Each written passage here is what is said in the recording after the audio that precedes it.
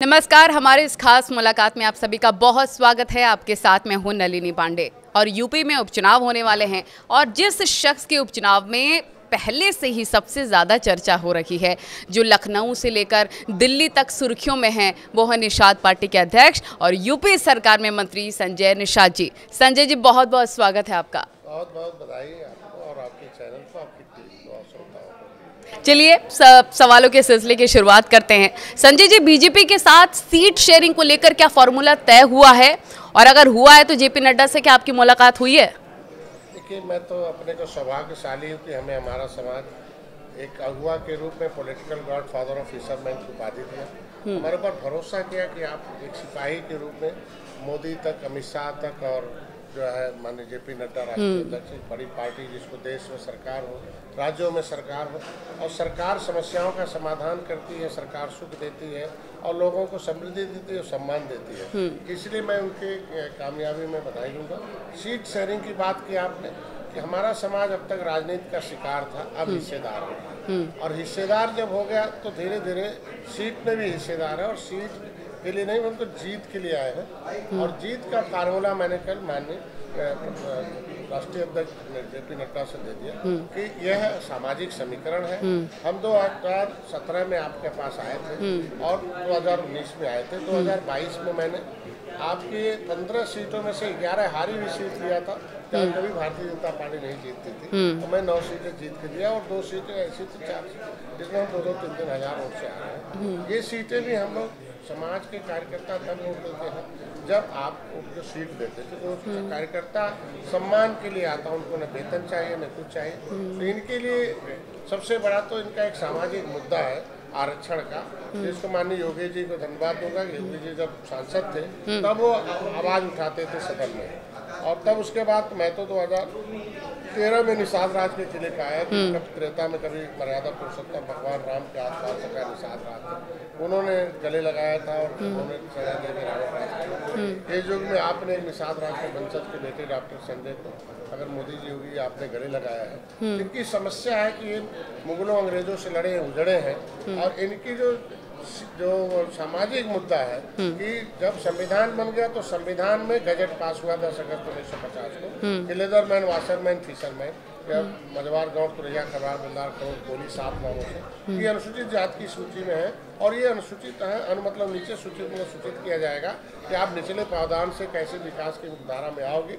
आपको हर क्षेत्रों में एक आपको अवसर प्रदान होगा आरक्षण के लिए। लेकिन हमारे लोगों ने पॉलिटिकल पार्टनर ने होने के नाते, पॉलिटिकल पार्ट होने के नाते राजनीति के शिकार हुए, राजनीति के हिस्सेदार नहीं बन पाए क्योंकि वो राजनीति जान नहीं पाए और राजनीति के हिसाब से लड़ाई लड़ते रहे देश।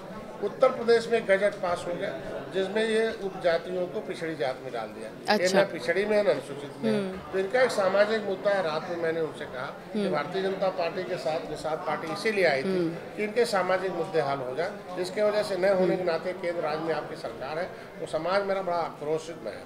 उसको अगर आप चाहते हैं तो इनको हम जीत में बदल सकते हैं। इनके जो आरक्षण है उस पर आप पहल करें। वो तैयार हो गए और दीपावली के बाद माननीय गृह मंत्री और हम सब लोग बैठेंगे और इनके आरक्षण के मुद्दे को जो भी जिस तरीके से होगा उसको आगे बढ़ाकर सॉल्व करेंगे। लेकिन संजय जी के समायोजन का था।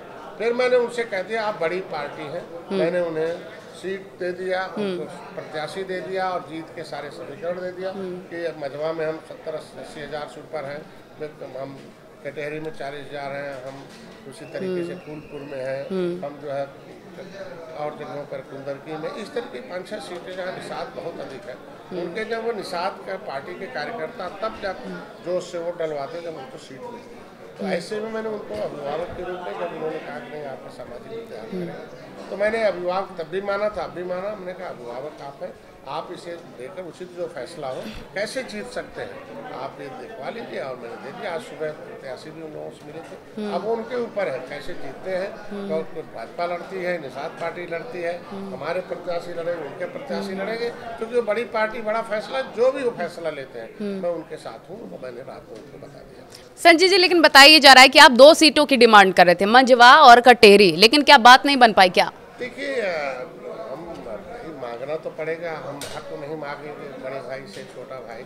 हाँ। तो हक तो बिना मांगे मिलता नहीं है। तो हमने हक के रूप में पहला तो मैंने अपने समाज का सामाजिक मुद्दा, फिर कार्यकर्ताओं का जो समायोजन था उसकी बात थी, और सीट के लिए भी था, क्योंकि 15 सीटें जो दी थी बात उसी में से वो 2 सीट जो है मजबा जीते थे, और एक जो है दूसरा मेरा जो प्रत्याशी था जो जीता हुआ उसको भारतीय जनता पार्टी अपने सिंबल पर लगाया। उसका नतीजा तो 2024 में हमारे कार्यकर्ता कुछ सीटों पर उदासीन हो गए, जिसकी वजह से 10-15 सीटें अगल बगल के हमारे लोगों ने वोट तो जितना जाना चाहिए परसेंटेज नहीं डाला, जिसकी वजह से हार का सामना। तो विपक्ष जो आंशिक सफलता प्राप्त की, हम लोग 45 सीटें हारे हैं, उसमें हम अपने सिंबल से न लड़ने का भी दर्द था, और हमारा ही प्रत्याशी लोग थे हमारे विधायक, और जाके भारतीय जनता पार्टी के प्रत्याशी उनके सिंबल से लड़ना भी एक मैसेज है। तो इसलिए मैंने सब बता दिया कि हमारे कार्यकर्ता क्या चाहते हैं, समाज क्या चाहता है। समाज चाहता है आरक्षण मिले, कार्यकर्ता चाहते हैं हमारा समायोजन हो, और हमारा सिंबल मिले तो हम लोग चाहते हैं। तो आप बड़ी पार्टी है, बड़े भाई हैं, आप बड़ी टीम है उनकी, तो मैंने उनको सौंप दिया कि आप सारे कुछ देखते हुए आप फैसला लीजिए, जो भी फैसला सुनाएंगे उसके हिसाब से लोग जीत देंगे। हम चाहते हैं हरियाणा जैसे जीते हैं वैसे चुनाव भी जीते, 2027 जीते, कि हमने उनको ऊपर छोड़। लेकिन कटेरी सीट पर आप पिछली बार दूसरे नंबर पर रहे थे, जो मार्जिन था बहुत कम था, आप वहाँ से हार गए थे। क्या इस बार आप यहाँ से टिकट चाहते थे? हाँ, वहाँ जो हमारा प्रत्याशी था वही भारतीय जनता पार्टी प्रत्याशी था। हमने वहाँ दूसरे प्रत्याशी घोषित किया था अपनी सीट को, लेकिन भारतीय जनता पार्टी ने कहा नहीं मेरा कार्यकर्ता उसको कर लीजिए, और मैंने अवधेश द्विवेदी को लड़ा दिया। अब वहाँ चूंकि उनके कास्ट के 2 लोग लड़ गए बसपा से, तो जिसकी वजह से वहाँ उनके जो वोट था उसका वोट तो बंटवारा हो गया, हमारा वोट तो सब मिला था उसमें। इसकी वजह से अभी सामाजिक समीकरण जो विरोध में थे वो हमारे साथ आ गए हैं, इसलिए वहाँ भी हम लोग जीत के समीकरण में आएंगे। निषाद तो है ही है, बाकी प्रत्याशी अगर मिल जाए तो निश्चित रूप से दोनों मिलकर हम जीत जाएंगे, वो भी जीत। अब क्योंकि पॉलिटिकल पार्टीज में बयानबाजी का दौर भी चलता है, अखिलेश यादव की बात कर लेते हैं, तो अखिलेश यादव ये कह रहे हैं कि बीजेपी चुनावी फायदे के लिए दंगे करवाती है, इस पर आप क्या कहेंगे? अब जैसा दिन के समय होता रहा, जैसे कैराना का पलायन, मुजफ्फरनगर दंगा, रिपोर्ट क्या बताती रही उनके समय का कि कांग्रेस के केंद्र में सरकार थी, राज्य में इनकी सरकार थी, रिपोर्ट में आया कि पुलिस ने इनको रोका इसलिए कैराना कांड होने दो, बाद में भेजना। ये तो हम तो नहीं कहते ना, रिकॉर्ड का था, आप ऑन द रिकॉर्ड उनके जांच में आया है कि अब लोगों को पुलिस बाद में भेजो। क्या दर्द हुआ कैराना में, कैसे पलायन हुआ, मुजफ्फरनगर दंगा, ऐसे कितने दंगे होते थे सपा बसपा के सहयोग से केंद्र में कांग्रेस की सरकार। जब से मैं आया हूँ सौभाग्यशाली हूँ कि त्रेता में जब भगवान राम और निषाद राज आए थे तब उन्होंने कलम चलाया तो शांति आई, सुख। आज दंगे खत्म हो गए मैक्सिमम। आज देखो किस तरीके से हिंदू मुसलमान एक साथ रहते हैं, जितना हिंदू मुसलमान राइट होता था हर महीने हर रोज होता था, अब तो कम हो गया। राम मंदिर देखो कैसे आसानी से बन गया। अभी चुनाव हुआ है, आप लोग देखोगे वहाँ का नाम है। संजय जी, आपने राम जी का जिक्र किया तो आपका पुराना बयान याद आना तो लाजमी। आपने कहा था दशरथ जी के बेटे नहीं थे राम, इसका क्या तात्पर्य था आपका? नहीं, मैंने कहा कि ऐसे तमाम जगहों पर लिखा हुआ है उसमें कुछ रिपेयरिंग होना चाहिए, तो लेकिन मैंने उसका जवाब तो मैंने उसी चैनल पर दे दिया था कि भैया मेरा जवाब ये था, आपने तोरमा पे पेश करके डॉक्टर संजय को बदनाम करने की कोशिश की। अच्छा, हम राम भक्त हैं, निषाद राज भगवान राम के गले लगे मूर्ति घर घर हम पहुंचवाते हैं। आज के दिन में मेला लगाते हैं, लाखों लोग आते हैं। आज के दिन में निषाद राज के अयोध्या में भगवान राम के साथ निषाद राज की मूर्ति है। अच्छा, जितने अतिथि भवन बन रहे हैं निषाद राज के नाम से, ये सब कुछ आज के दिन में है। तो उसका बयान के समय पेश किया गया था, उसको जो है मैंने उसका जवाब उसी समय दे दिया। सीएम योगी आदित्यनाथ मंच से कहते हैं कि बटोगे तो कटोगे। अब अखिलेश यादव कह रहे हैं कि ये बटोगे तो कटोगे वाला जो नारा है ये लैब में तैयार हुआ है। देखिए, आज के दिन में समाजवादी पार्टी मैं इतने कहूँगा कि बांटने का काम किसने किया है। पिछड़ों का आपने देखा होगा कि सामाजिक न्याय मंत्रालय का रिपोर्ट कहता है कि 27% आरक्षण में केवल मिल्कमैन का कब्जा है, 23% जो SC का आरक्षण है उसमें केवल लेदरमैन का कब्जा है। तो क्या कब्जा करने के लिए आए हैं? तो बटे तो बांटा तो पिछड़ों को इन्होंने है। हम लोग थे साथ में, तो 27% जो जातियां OBC की थी, अगर सबको हिस्सा बांट दिए होते तो आज के दिन में तो सपा को कोई हटाता ही नहीं। बसपा में भी अनुसूचित जाति में सूची में दे दिए, लेकिन ये लोग तो आने के ऐसे सत्ता जब बाहर रहते हैं तो सब पिछड़ी जात नजर आती है, दलित नजर, लेकिन सत्ता में पहुंचने के बाद वही अगल बगल इर्द गिर्द के लोग जो उनके चारों लोग जाते हैं वही दिखते हैं। केवल सैफई नहीं दिखता, गाजियाबाद उन्हें दिखता है, बाकी लोग नहीं दिखता। आज के दिन में जो कटने बटने का है कि देखो किस तरीके से भाई पहले त्यौहार तलवार से मनता था, तलवार लेके लोग त्यौहार मनाते थे। अब त्यौहार जो है व्यवहार से मनता है। तो लोग मिल गए तभी तो व्यवहार से त्यौहार बन रहा है। और जब उनकी सरकार होती है तो तलवार से त्यौहार बनता है। तो जनता को अगर तलवार चाहिए तो अलग रहे, और जनता को। लेकिन योगी जी ने कहा है कि इस बार शस्त्र और शास्त्र दोनों उठाने पड़ेंगे लोगों को। नहीं, जैसे मैं कह रही कि अगर आप किसी के ऊपर हमला करेंगे तो वो हाथ फूल थोड़ी बरसाएगा, हाथ थोड़ी जोड़ेगा। हम कहने को मतलब कि हम हाथ बांध दें, हर जगह पुलिस थोड़ी खड़ी रहेगी। आपको तो अपनी सुरक्षा तो करनी पड़ेगी ना। आज के दिन में ऐसा थोड़ी है कि हम शांति स्वभाव वाले हैं और हम लोग भाई निषादों के ऊपर मार्शल कौम का लेवी लगा हुआ था। अंग्रेजों मुगलों को मार कर देश से भगा दिया। तो मार खाने के लिए थोड़ी निषाद है कि निषाद बहुत सीधा सादा है, निषाद राज का वंशज है। कोई हमला करेगा तो उसका जवाब तो देना पड़ेगा। तो शस्त्र का मतलब आज के दिन में शास्त्र का मतलब हो गया कि हम राजनीतिक शास्त्र क्या कहता है कि जिसकी जितनी संख्या भारी उसकी उतनी हिस्सेदारी। आज के दिन में राजनीति शास्त्र कहता है कि इस देश का पॉलिटिकल पावर, जो शास्त्र की बात है, कहने का मतलब है कि जो वोटर है वही real God is voter in the democracy. इस युग का असली भगवान वोटर है। सारा जज है वही फैसला लेता, उसी मतलब इस देश के विकास, इस देश के पैसे का या जनता के पैसे का, जनता का और देश के सुरक्षा का, विकास का जो अभिभावक है वो सरकार है। लेकिन अभिभावक चुनने का जो चाबी है वो जनता के पास है। तो जनता तो राजनीति शास्त्र पढ़े ना, इनके शास्त्र में न आ जाए कि हम क्या है। अब ये 30 साल हाथी के शास्त्र में फंसी रही कि भाई जिसकी जितनी संख्या वाली उसकी हिस्सेदारी। पता चला वहाँ भी फिर के यहाँ पिछड़े के नाम पर दे दिया, सब नौकरी उनके यहाँ चल गई। तो वह राजनीति न पढ़िए उनका, बल्कि रियल में जो संविधान में राजनीति है उसे पढ़िए। कहने का मतलब है कि राजनीति में अवसर प्रदान है आरक्षण का, कि गरीब निचले पावदान का व्यक्ति ऊंचे कैसे जाएगा। तो हम अगर दिल्ली के गजट में अनुसूचित जाति की सूची में मजवार गौंडपुर या खरवार 7 नामों से, और सेंसस मैनुअल 1961 में इनकी गिनती 70 लाख थी। तो हमारा तो लोग संविधान का जो शास्त्र कहता है ये कहता है ना कि हम दिल्ली से सुरक्षित है, हमारा नौकरी नोट है। लेकिन उत्तर प्रदेश में गजट पास कर दिया, तुम पिछड़े हो, तुम असुरक्षित हो गए। 15,000 मुकदमे के आसपास निषादों के ऊपर SC ST होगा। अगर वो अनुसूचित जात उनका लगा रहा था तो आज वो नहीं मुकदमे होते। ये कहने मतलब जो राजनीति शास्त्र है उसको आप समझिए कि क्या कहता है कि आप तलवार वाले लाना चाहते हैं, व्यवहार वाले लाना चाहते हैं। अब संजय जी, गठबंधन में ना सीट शेयरिंग को लेकर अभी तक बात बन नहीं पाई है SP और कांग्रेस के बीच में। क्या लगता है ये गठबंधन टिक पाएगा 2027 तक? देखिए, हमने तो भारतीय जनता पार्टी को अपना विभाग इसलिए मान लिया कि वह केंद्र और राज्य में सरकार है और सरकार समस्याओं का समाधान करती है, सरकारी सुरक्षा देती है, समृद्धि देती है और सम्मान देती है। ये लोग जब इनकी सरकारें थी कांग्रेस की, आपने देखा होगा कि इनको केंद्र में हम अनुसूचित है OBC में डाल दिया। ये इसी तरीके से लोगों के साथ भेदभाव करते हैं। माननीय मुलायम सिंह पूरी जिंदगी कांग्रेस को हटाने में लगे। हम लोग जब आए, निषाद पार्टी गठन हुआ, आंदोलन किया, कांग्रेस और हाथी 0 हो गए, साफ हो गई, साइकिल हाफ हो गई और भाजपा हम लोग साफ हो गए।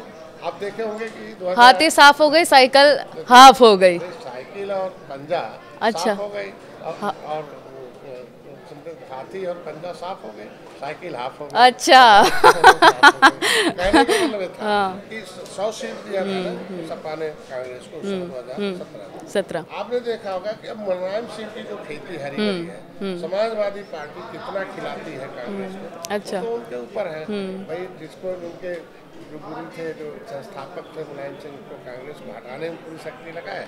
अब कांग्रेस की उत्तर प्रदेश के दलितों, शोषितों, मुसलमानों का कितना, मतलब ये लोग मौका परस्त हैं, मौके पे एक साथ आ गए हैं फायदे के लिए एक दूसरे के। कहते हैं बटुए जो कि मठ उजाड़ है। अब देखो अभी यही चुनाव हुआ हरियाणा का, तो अलग अलग हो गए, नहीं है।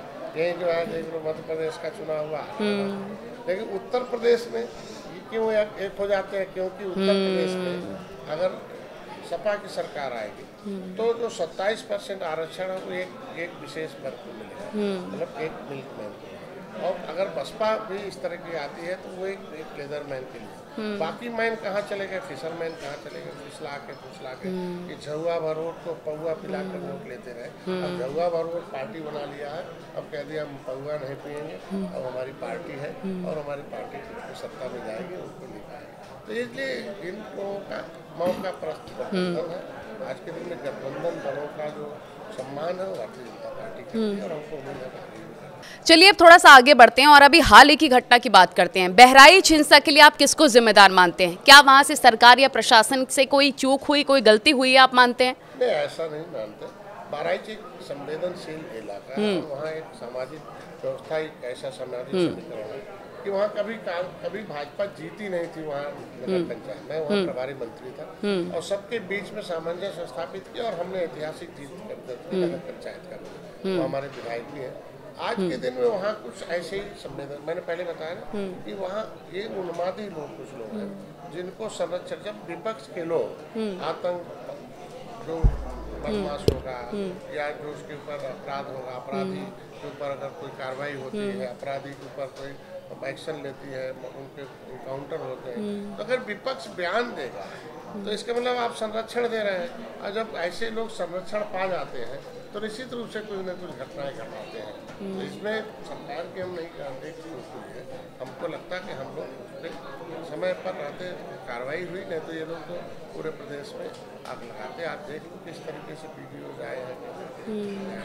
वहाँ भी हम लोग कितना भेड़िए का मैं गया था, उसको किस तरीके से, ये कहीं चूक नहीं ऐसा है। और हम लोग चूक होता तो पूरा आज कंट्रोल में, लॉ एंड ऑर्डर दुरुस्त तरीके से काम कर रहे हैं। प्रियंका गांधी की सियासत में एंट्री हो चुकी है, उन्होंने वायनाड से पर्चा भर दिया है। उत्तर प्रदेश में प्रियंका गांधी वाड्रा कितना कमाल दिखाती है, आपको नजर आ रही है? देखिए, कमाल जनता के हाथ में है। हाँ, कि कमल खिलाए, कमाल दिखाती है, कमल खिलाती है। और जनता ने कमाल किया, 70 साल इनको अवसर दिया, 67 साल कांग्रेस रही है। 67 साल में ये 18% आबादी निषाद पूरे देश में है। 67 साल में आप 3000 करोड़ रुपया देंगे और हम 6.5 साल में 41,500 करोड़ रुपया मछुआरों के विकास के लिए, मछुआरों के लिए लाते हैं। दोनों में अंतर, 6.5 साल में 41,500 करोड़ रुपया, 67 साल में 3,000 करोड़। ये 18% निषाद का ही हो जाएगा। आप 19% मुसलमान क्रिश्चनों के भरोसे कुछ सीख सकते हैं। सत्ता में आने के लिए निषादों को, हमारे जैसे तमाम ऐसी जातियों के साथ जो अन्याय हुआ है, उनसे माफ़ी मांगना चाहिए कांग्रेस को कि हम लोगों ने आपके साथ धोखा हुआ, आपके साथ हम लोग कुछ नहीं कर पाए। क्योंकि राजीव गांधी जब थे प्रधानमंत्री तो मालवंकर हाल में हमारे रामचंद्रन राव थे, नैफ के प्रेसिडेंट थे, उन्होंने 3 दिवसीय राष्ट्रीय अधिवेशन बुलाया। उसमें राजीव गांधी 2 दिन गए थे, 1-1 घंटे बैठे और देखा कि निषादों की दशा SC/ST से भी खराब है, इनका होना चाहिए। उन्होंने रिपोर्ट दिया और इनके जो पार्टनर मीरा कुमारी जी थी, जो उसको रिपोर्ट को ही कूड़ेदान में डाल दिया। अच्छा। जब निषाद जाग गया, जान गया कि नहीं, ये सारे लोग संविधान में मिला हुआ हक नहीं दे रहे। हम 14 प्रदेशों में अनुसूचित जात में हैं, यही दिल्ली का मल्ला अनुसूचित जात में है और इसी जमुना इस पार जो है पिछड़ी, जहाँ बैठे हुए हैं, यहाँ पिछड़ी में रहेगा। भाई नदी पार होते हैं, उस पार SC में है, इस पार MC। दिल्ली के रामचरित्र निषाद मछली चार जाके लोकसभा सांसद बनेंगे, उत्तर प्रदेश का निषाद क्यों नहीं लोकसभा सांसद? ये विसंगति 70 साल से किसने किया? इसके मतलब हम दिल्ली में जन्म लेगा तो अनुसूचित होगा निषाद, और जब उत्तर प्रदेश में जन्म होगा तो उसका अभिशाप हो जाएगा, क्योंकि वो निषाद राज भगवान राम का मित्र रहा। तो ये अभिशाप किसने किया है? उसका पाप कांग्रेस भोग रही है कि एक सीधी सादी जात जिसने देश को आज़ाद कराया हो, 12 अक्टूबर 1871 को क्रिमिनल कास्ट घोषित किया हो, अंग्रेजों ने इन्हें कानून बना के उजाड़ा हो, criminal types act inquiry committee अंथा समय 1949-50 कहता है कि निषादों की दशा बहुत खराब है। 578 जातियों पर क्रिमिनल कास्ट घोषित करके अंग्रेजों ने उजाड़ा था। इसे विशेष प्रकार की सुविधा देके फंसाना चाहिए, लेकिन कांग्रेस ने समझा कि अब हम धीरे धीरे हम उस काम को कर रहे हैं। इसीलिए कांग्रेस ने गलती बहुत की है और उन्हीं धन्ना सेठों के साथ रहकर नारा तो लगाती रही, जय जवान जय किसान। कांग्रेसी तो जवान हो गए, लेकिन किसान देख लो कैसे बूढ़े हो गए आज भी। और प्रियंका गांधी नारा लगाती हैं, लड़कियों लड़ सकती हूँ, मातृशक्ति का हवाला देती हैं तो कि महिलाएं सुरक्षित नहीं है यूपी में। नारा लगा होता तो आज हरियाणा में वापसी हो जाती है। आज के दिन में भाई आप बयान देंगे हम केजरीवाल के साथ हैं, और जब सीट बंटवारा होगा तो केजरीवाल को सीट नहीं मिलेगी। नारा देंगे नहीं अखिलेश सपा के साथ है, और जब उन्हें सीट देना होगा तो नहीं देंगे। तो ये सारा कुछ है, नारा लगाना अलग है, और तब उससे नारा लगाएंगे अलग, अब किनारा हो जाएंगे, समय आएगा। अच्छा, जनता किनारा करना शुरू कर दिया। अब अखिलेश यादव का पीडीए फॉर्मूले की अगर बात करें, चुनावों में हमने देखा, तो क्या उपचुनावों में भी वो कामयाब हो पाएगा, लगता है आपको? देखिए, पीडीए फार्मूला नहीं कामयाब हुआ। ये जो नरेटिव सेट था, संविधान बदल दिया जाएगा, हम जो हमारे यहाँ कांग्रेस ने 60 साल तक अंग्रेजी नहीं पढ़ने दिया गाँव में। जब अंग्रेजी नहीं पढ़ा, संविधान तो अंग्रेजी में लिखा है। अच्छा, अंग्रेजी नहीं पढ़ने दिया 60 साल, बोगस वोट तैयार किया। अच्छा, अब जो है अंग्रेज, अब जब पढ़ेंगे तो एक तो पीढ़ी खत्म हो गई ना 60 साल के बाद। तो आज के दिन में ये जो एडिट वीडियो चला मोदी का, शादी का, उसमें चुनाव आयोग की सुस्ती रही, कार्रवाई नहीं किया। किसी फर्जी वीडियो चला के वोट लेना इस घातक है ना। ये नैरेटिव सेट करके लोगों को नकारात्मक राजनीति करके वोट प्राप्त किया। नाम पे PDA, doctor Sanjay Nishad PDA नहीं है। गोली चली 7 जून 2015 को कसरवल में, हमारे ऊपर, हम लोगों पर 37 लोगों 302 मुकदमा चला दिया। तो पुलिस वाले तो वोट नहीं डलवाने आएंगे, तो वोट तो डालेंगे निषाद। और निषाद अपनी आवाज उठा रहे थे, दिल्ली पहुंचा रहे थे। रेल तो केंद्र सरकार का, उसमें उत्तर प्रदेश सरकार के मुकदमा और उल्टा मुकदमा। तो ये पीडीए क्या नहीं है, राजभर पीडीए नहीं है, हम लोग तो साथी थे ना। इसका मतलब पीडीए का नाम लेना है, नेता नहीं लेना है, ना तो पीडीए लोगों को काम करना है। अगर उनको पीडीए चाहिए था तो हम 2019 में उनके साथ थे, 2018 में, और हमने गोरखपुर, फूलपुर, कैराना, नूरपुर 4 सीटें जितवाया था। आपने देखा होगा, ऐतिहासिक जीत गोरखपुर मिली थी। आप तो गोरखपुर के हैं, आपको मालूम है कि किस तरीके से वहाँ निशान भरे। मैं तो मल्ला टोला से भी हूँ। मैं तो मल्ला हो के इलाके से। मल्लाह के सलाह नहीं माने तो देख लो क्या हो गया सपा। तो देखो नीचे मल्लाह, ऊपर अल्लाह है, और बीच में देख लो अल्लाह को किनारे कर दिया, मल्लाह को किनारे कर दिया। 19% मुसलमान है तो 19% मंत्री होना चाहिए ना, 19% विधायक होना चाहिए, 19% उनके ISPC होना चाहिए ना, 18% निषाद है, तो हमारे लोगों को भी 18% मंत्री या कुछ होना चाहिए, नहीं होना चाहिए। तो अगर पीडीए फार्मूला है तो आप संख्या के हिसाब से काम करो। आखिर आपके भाई नारा पीडीए का, तो जितनी जातियों का आप वोट ले रहे हो उतनी जातियों को अवसर प्रदान करें। तो ये तो डॉक्टर संजय आए थे, उन्होंने कहा एक सीट दे दीजिए, नहीं। तो इसका मतलब जब नेता नहीं पसंद है पीडीए के, तो उनके वोट कैसे पसंद होंगे? तो आज के दिन में पीडीए नाम लेना है, काम किसका करना है, वो जो उनके साथ रहने वाले लोग। अच्छा, ये दोनों सपा, इसीलिए 30 साल तक साइकिल हटाओ हाथी लाओ, हाथी हटाओ साइकिल लाओ। लेकिन जब से निषाद पार्टी आ गई तो कहते भाई इनको किसी को मत आने दो, अपने अब किसी भी तरीके से विधानसभा जा रहे। तो आज के दिन में देखिए 7 साल के अंदर हम लोगों ने काम किया, और आज हम विधान परिषद में हैं, विधानसभा में हैं। और जब मैं विधानसभा में बोलता हूँ तो हमें बोलने तक आवाज़ उठा रहे हैं। मैं अपनी आवाज़ उठा रहा हूँ, निषाद की आवाज़ उठा रहा हूँ। निषाद की बेटी जो आप देख लो, आप देखो कि जब निषाद की बेटी के साथ अत्याचार हुआ, मतलब अयोध्या में, तो मैंने जब सदन में आवाज उठाई तो साथ देना चाहिए ना। भाई हम जांच कराए थे, उसमें जो दोषी है उसके खिलाफ कार्रवाई। खड़ा किसके खिलाफ हुआ? जो वहाँ मोइन खान था उसके खिलाफ साथ खड़े हो गए, और निषाद की बेटी के विरोध में खड़े हो गए। तो क्या निषाद पीढ़ी का हिस्सा नहीं है? क्या मानते हैं? हम तो पिछड़ी में भी नहीं है, और आपने अनुसूचित में भी नहीं सोचा। तो ये इस तरीके से कैसे वोट पाएंगे? दलित वोट बैंक भी बहुत एक इम्पॉर्टेंट फैक्टर है, जो कि अब बीएसपी से खिसकता जा रहा है। तो क्या आपकी पार्टी बीजेपी इसको हासिल करने में कामयाब हो पाएगी, दलित वोट बैंक? के उस मिशन पर हर आदमी को अवसर मिलना चाहिए। आरक्षण एक अवसर है, और ये कांशीराम का कहना था।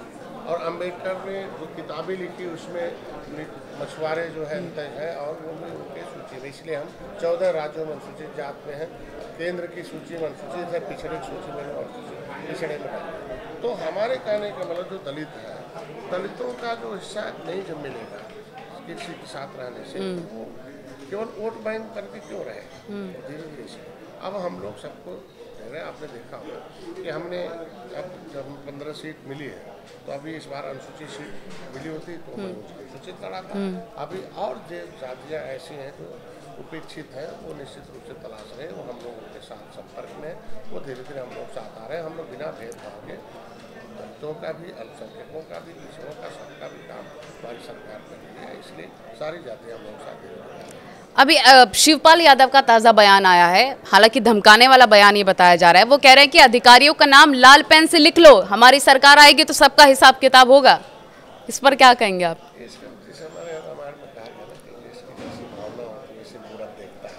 इनके समय में लगता है कि ऐसा होता रहा कि अधिकारियों से प्रभावित करके वोट डलवाते। अगर अधिकारी को प्रभावित करना होता तो 43 कैसे जीत जाते 2024 में।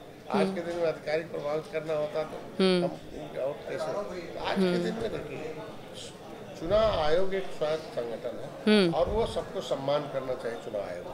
और चुनाव आयोग, अगर आप अधिकारी के ऊपर उंगली उठा रहे हैं तो इसके मतलब आप चुनाव आयोग के ऊपर आप लिखो कि भाई आप चुनाव आयोग को शिकायत करेंगे, हम हटवा देंगे ऐसे अधिकारी। इसके मतलब आप बदले की भावना से, आप लोगों के बदले की भावना चलती है, तो बदले की भावना से काम नहीं है। और इससे ये साबित होता है आपके समय में अधिकारी प्रभावित करके लोग सरकार करते हैं। और अब वो समय हमारे यहाँ सबको छूट है, आपको इसीलिए एजेंसियाँ छूट है तो सब काम कर रही हैं और सबको सजा दिलाने को काम है। सीएम योगी आदित्यनाथ के साथ आपकी केमिस्ट्री कैसी है? क्योंकि विपक्ष बोल रहा है कि बीजेपी और आपके बीच तालमेल कुछ गड़बड़ नजर आता है। विपक्ष के पास बयानबाजी का कुछ बचा नहीं है। और 2014 से जो विपक्ष कहता है, तो मैं 13 में आया हूँ, जो कहता है उससे उल्टा ही होता है। अच्छा, 2014 जीत रहे थे, 2017 जीत रहे थे, 2019 जीत रहे थे, 2022 जीत रहे थे, 2024 जीत रहे, तो उल्टा ही होता है। निषाद पार्टी जब तक रहेगी वो सत्ता से दूर रहे, बिना निषाद पार्टी के साथ आए किसी को आज इसीलिए वो झगड़ा लगाने का काम कर रहे हैं। योगी जी हमारे अभिभावक हैं, हमारे मछेंद्रनाथ जो गुरु गोरखनाथ के गुरु थे, मछेंद्रनाथ हमारे वंशज हम लोग हैं। मछेंद्रनाथ के आज उस पीठ पर वो हमारे पीठाधीश्वर हैं। कम से कम हमारे मछेंद्रनाथ की उसमें पीठ है, उसके 198 के आसपास मंदिर हैं।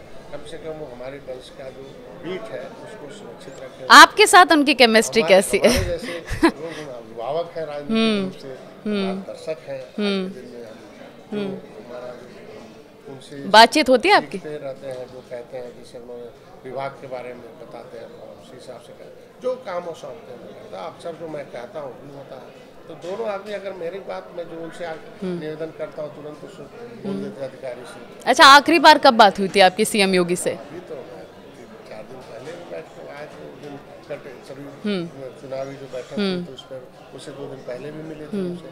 कहा भाई आप बात करके अपने बयान जारी करें, तो मिलते रहते हैं। अभी तो हमेशा मिलते रहते हैं, हमेशा जैसे मैंने जैसे हमने अयोध्या का रखा तुरंत उठाया उन्होंने काम किया।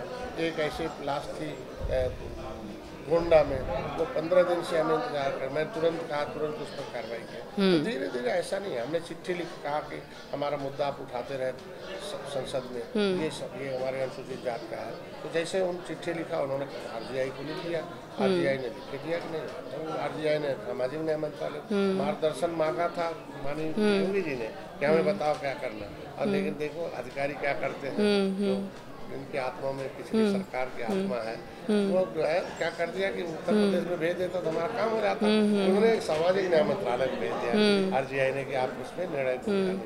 जब मेरी गिनती 1961 में 70 लाख थी, अब 7,000 तो हमारे जब आरजीआई हमारी बार गिनती हो गई अनुसूचित में केवट मल्ला, तो फिर पिछड़े में डालने का ऐसा तो ऐसे में मानी बात सुनते रहते हैं, इसलिए साथ में विपक्ष का बयान देना। जी, प्रधानमंत्री नरेंद्र मोदी, गृह मंत्री अमित शाह, केशव प्रसाद मौर्य, सीएम योगी, इनमें से आपका सबसे ज़्यादा तालमेल किससे बढ़िया है? पसंदीदा कौन है? सबसे ज़्यादा बातचीत किससे होती है बढ़िया? हर एक आदमी का अलग अलग अपना दायरा है और हर एक आदमी के अलग अलग प्रभाव है। तो हमारे लिए सभी लोग एक, हम दूसरे प्रदेश में हम पॉलिटिकल गॉडफादर ऑफ फिशरमैन होने के नाते पूरे देश के मछुआरों का हित सोचने के नाते उनकी जो समस्या, उनका जो दर्द है वो मैं प्रधानमंत्री के सामने रखता हूँ। और प्रधानमंत्री इसीलिए हमेशा पैकेज दे रहे हैं विभाग को, मछुआ कल्याण कोष। माननीय उत्तर प्रदेश माननीय मुख्यमंत्री जी हैं, मैंने उत्तर प्रदेश का दर्द देखा तो उन्होंने मछुआ कल्याण कोष की स्थापना की। अच्छा, कि अब एक मछुआ कल्याण कोष में मैं शिक्षा का पैसा दूंगा निषादों को, इंटर में पास होगी तो अच्छा, उसके बाद ये होगी 20,000 और उससे ऊपर होगा 50,000 इनको, और उनके शादी के लिए है, उनके रोजर विजिट के लिए है, स्किल डेवलपमेंट के लिए है। उनके इलाज के लिए 5 लाख देगा। आयुष्मान भारत कार्ड नहीं है तो निषाद है तो उसके नाम से पहले की सरकारों ने लिख दिया कि नहीं, जो मछली मारे वही मछुआ रहा है। अच्छा। योगी जी से कहा कि ये गलत है तो इन्होंने फिर कानून बदल दिया कि नहीं, केवल मल्ला सरकार मछुआरा। तो ये हमारे समाज के लिए यहाँ हितकर है, देश के लिए हमारे मोदी जी हितकर हैं। उप मुख्यमंत्री भी हमारे दोनों अच्छे डिप्टी CM साहब हैं, वो हमारे स्वास्थ्य विभाग के हैं। हमारे जब इलेक्ट्रोपैथी का मैं आंदोलन करता था उस समय हमारे साथ में दिनेश पाठक जी थे। आज के दिन में हमारा जो मंत्रालय है वो हर गांव में हमारे उनके मंत्रालय से मैं पिछड़ों के नेता हमारे तो हमेशा निश्चित रूप से तो सबके अपने अपने प्रभाव है, उसी के हिसाब से सबसे हमारे अच्छे संबंध है। और कोई ऐसा प्रदेश का देश का नेता नहीं कह सकता कि हमारे उनसे कोई खटास है। तो CM योगी आदित्यनाथ विकास के लिहाज से उत्तर प्रदेश में कैसा काम कर रहे हैं? आप देख ही सकते हैं कि चूंकि विकास का जो पैमाना है वो अर्थव्यवस्था होता है, और अर्थव्यवस्था तभी सुदृढ़ हो सकती है जब वहाँ की कानून व्यवस्था हो। पहले उत्तर प्रदेश को लोग अपराध का प्रदेश कहते थे, बीमारू प्रदेश कहते थे, तो किस तरीके से अशांति थी। वादा किया था माननीय योगी जी ने, हम शांति देंगे, सुरक्षा देंगे, फिर समृद्धि भी देंगे। अब देखो कि अपराध इन्वेस्टर इन हो गए, अपराधी आउट हो गए। आज उसकी देन है कि अर्थव्यवस्था में हम डाटा में थोड़ा सा तालमेल जो दूसरे नंबर पर, कागज में 3 नंबर तीसरे नंबर दिखा रहा है, लेकिन अर्थव्यवस्था में दूसरे नंबर पर। तो जहाँ इस प्रदेश की अर्थव्यवस्था ही गायब थी, पता नहीं था, आज दूसरे नंबर पर है। तो ये बहुत बड़ी बात है। और हर एक जातियों के बारे में, जैसे हमारे यहाँ जंगल रहते हैं, जंगल में है, हमारे यहाँ निषाद है, तो इनके बच्चे कैसे पढ़ेंगे, इनको इलाज कैसे होगा, इनको खाना कैसे मिलेगा, कैसे इनकी विकास को उदाहरण लाएंगे, ये चिंतन अगर मतलब जो कहा वो करते हैं, वो हमेशा मतलब संजीद है इस बात में। इसलिए उत्तर प्रदेश सर्वोत्तम प्रदेश की तरफ बढ़ रहा है। कोई सेक्टर बाकी नहीं। इंफ्रास्ट्रक्चर में आप देखेंगे, रोडवेज है, रेलवेज है, एयरवेज है, और इंडस्ट्री की है, शिक्षा का है, यूनिवर्सिटी आपने देखा हो। ये सारे चीज़ों में हम लोग आगे बढ़ रहे हैं। और जो जो ज़रूरत है कानून हर हफ्ते कैबिनेट आता है।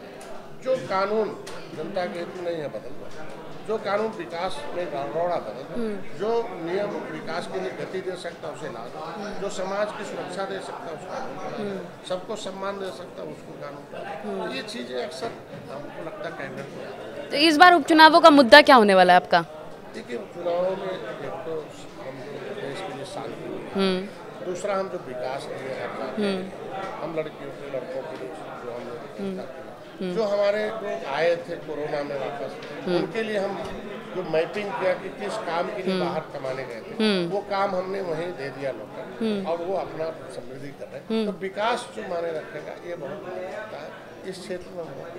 और विपक्ष के पास नकारात्मक राजनीति, जैसे छूट पकड़ा गया, खटाखट खटाखट खटाखट खटाखट, वो कह रहे हैं फटाफट फटाफट फटाफट।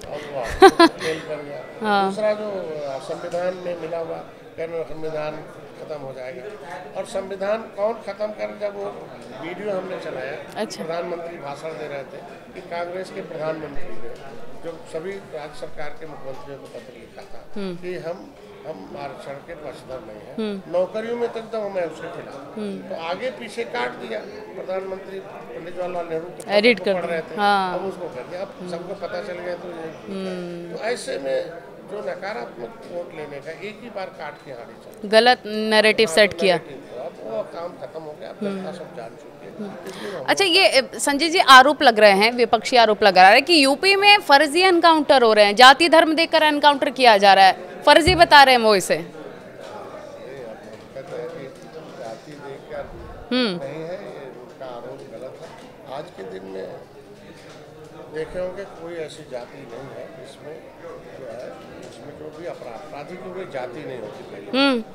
जाति देखकर तो इनके यहाँ, अब देखिए विकास दुबे, एक ठाकुर, जाति देखकर तो इनके यहाँ सताए जाते थे। हाँ। 7 जाति के थे, मछुआरों का हम प्रतिनिधित्व कर रहे थे, रेल ट्रैक को गोली भी मारा, मुकदमा भी फर्जी लिखवाया आज के दिन में। तो इस तरीके से है, निषाद की बेटी के साथ अन्याय हुआ, उसके साथ न खड़ा हो गया, जो वोट बैंक है उसके साथ खड़ा हो गया। तो जाति देखकर तो खड़ा ही है ना हमारी, भाई हम भाजपा के साथ है तो वोट इधर नहीं है, वो उनके साथ है तो जिसका वोट जो पार है उसका साथ है। ये चीज़ें क्या है, डीएनए टेस्ट कराओ, डीएनए भी उसके नौकर का मिल गया। डीएनए तो सामूहिक दुष्कर्म होगा तो डीएनए का तो एक ही का मिलेगा ना, तो समूह में सब जुट रहेंगे फंसे। तो आज के दिन में ये जो विपक्ष का आरोप है और हम लोग जाति देखकर, जाति अपराधियों की कोई जाति नहीं होती और जन को किसी को गोली मारता तो जाति देख के नहीं मारता, वैसे या जाति का। तो ऐसे में इनकाउंटर तो जो भाई किन परिस्थितियों में गोली चलती है तो पुलिस ही बता सकती है, लेकिन बहुत ऐसे हैं अभी आप देखो बहराइच में गोली चली और पैर में लग गई, पकड़ा गया, अगर मारना हो तो मार देते हैं, अपराधी को पहले पकड़ने का प्रयास किया जाता है। एक तो मर गया, तो जो भी है, लेकिन आज के दिन में आज जो सिस्टम बन रहा है कि देख के इनके समय हमको लगता है कि इनके समय ऐसा होता होगा, इसलिए उनको याद होगा। आज हमारे समय में हर जाति के लोग, कोई जाति नहीं जी, अपराधी की कोई जाति नहीं है, उसके खिलाफ कार्रवाई। ठीक है, ये आप विपक्ष पर आरोप लगा रहे हैं, लेकिन संजय निषाद जी आने वाले उपचुनावों में आपकी भूमिका क्या रहेगी, क्या रोल रहेगा आपका उपचुनाव में? मैं मित्र हूँ, आगे मित्र रहूँगा। हम लोग समस्याओं के समाधान के लिए आए हैं। भारतीय जनता पार्टी महिलाओं का आरक्षण दिया 33%, आज अपर कास्ट का 10% आरक्षण लिखा जो नहीं संविधान में लिखा था। तो जब हम उनको जिताएंगे, साथ रहेंगे तो हमारा भी आरक्षण जो फंसा वो मिलेगा, तो समाज का मुद्दा हल होगा, समाज मेरे साथ रहेगा। तो इसलिए पूरा समाज इस चुनाव में भी रहेगा और आगे भी रहेगा। और जिस तरह के हरियाणा जीते हैं चुनाव जीतेंगे और 27 में हम जीतेंगे। ठीक है संजय निषाद जी, बहुत बहुत शुक्रिया आपका विस्तार से बातचीत करने के लिए, खुलकर हर विषय पर आपने बातचीत रखी है, कैसा लगा आपको? बहुत अच्छा रहा, बधाई देता हूं। तो ये थे हमारे साथ निषाद पार्टी के अध्यक्ष और यूपीए सरकार में मंत्री संजय निषाद जी, जिन्होंने हर मुद्दे पर खुलकर अपनी बात रखी और उपचुनावों में क्या रोल रहने वाला है इसके बारे में भी बताया और विपक्ष पर भी जमकर बरसते नजर आए हैं। बाकी की तमाम खबरों के लिए आप बने रहिए न्यूज़ 18 के साथ। नमस्कार।